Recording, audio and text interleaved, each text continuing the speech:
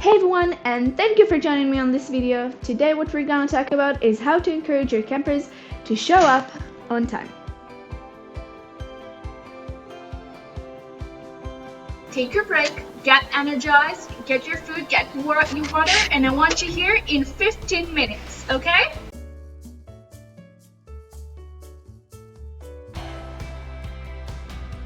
Losing the sense of time and being late to the activity, which is totally normal for anyone to do. How can we solve it in the virtual camp? What I like to do is to motivate my campers to get back from the recess by using camp traditions they all love. We're gonna come back in 15 minutes, but remember, I'm gonna put on some Babalit music, so if you want to dance Babalit, make sure to come early, okay?